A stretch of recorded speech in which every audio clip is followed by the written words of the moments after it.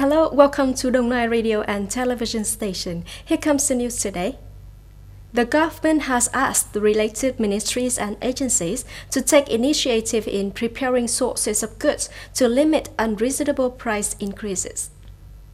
Deputy Prime Minister Vương Đình Huệ, head of Price Steering Committee on Price Management, requires strict and drastic implementation of Directive Number 33 of the Prime Minister on strengthening measures to ensure to welcome a healthy, safe, and economical Lunar New Year, promotes the implementation of the model of the stabilization of the New Year market program, the effective connection between supply and demand in some localities, focusing on large areas such as Ho Chi Minh City and Hanoi, ensuring the supply of goods and services to meet the needs of the people, especially in remote and isolated areas, industrial parks and export processing zones where many laborers are concentrated. At the same time, strengthening the examination and inspection of the observance of the law provisions on prices. Strictly control the price constituents of goods and services with price set by the state, goods and services procured from the state budget, goods, public services, and public non-business services. On January the 7th, the delegation of the Central Party Committee, headed by Mr. Trần Quốc Vượng, member of the Politburo, and the Standing Committee of the Secretariat, came to present incense at the Central Office for South Vietnam and extended his New Year wishes to beneficiary families of social welfare policies and poor households in Vĩnh Cửu District, Đồng Nai Province. Accompanying the delegation towards Đồng Nai Province, there were comrades Nguyễn Phú Cường, member of the Party Central Committee, Secretary of the Provincial Party Committee, Chairman of the Provincial People's Council, Cao Tiến Dũng, Deputy Secretary, Chairman of the Provincial People's Committee, and comrades in the Provincial Standing Committee, and leaders of some departments and localities. At the Central Office for South Vietnam, Mr. Trần Quốc Vượng and his delegation listened to the introduction of the construction process and development process of the base area, and during the Southern Revolution movement, periodically.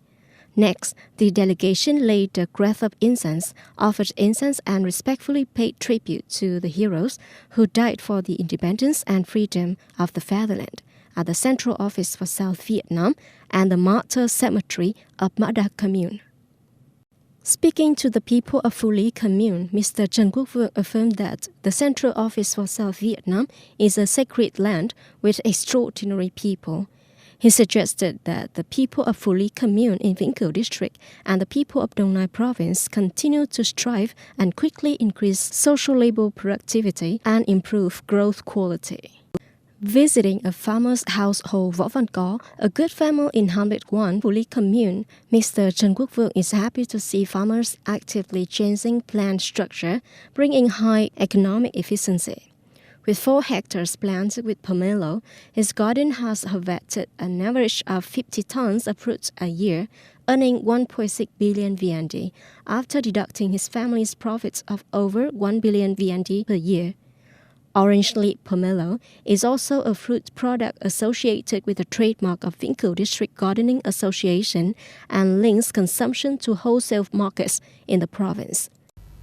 The Iranian Revolutionary Guards Corps, IRGC, has warned there could be more attacks following a missile attack on an Al-Assad airbase in Iraq, where U.S. troops are stationed. According to Iranian media, the IRGC claimed the attack was part of Iran's retaliation in response to the U.S. murder of General Qasem Soleimani. Earlier, Press TV said the IRGC had confirmed its attack on an airbase in Iraq with dozens of missiles. U.S. Defense Department spokesman Jonathan Hoffman said Iran had launched more than 10 ballistic missiles at an Al-Assad airbase and other bases in the Erbil area. The White House said U.S. President Donald Trump is monitoring the situation. Al-Akhbar TV reported that U.S. forces in eastern Syria along the border with Iraq were on high alert.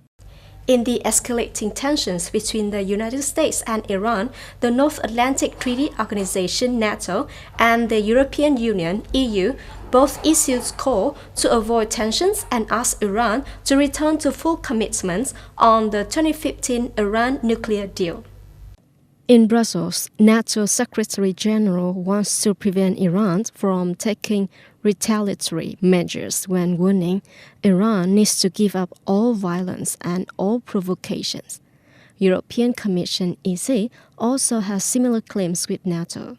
EC President Ursula von der Leyen said that escalating tensions would not benefit Iran. Meanwhile, the Czech news agency quoted diplomatic sources as saying that EU foreign ministers will hold an extraordinary meeting on Friday. Diplomatic sources said that Iranian Foreign Minister Javad Zarif would not be excluded. That's all for the news today. Thank you for joining us and goodbye.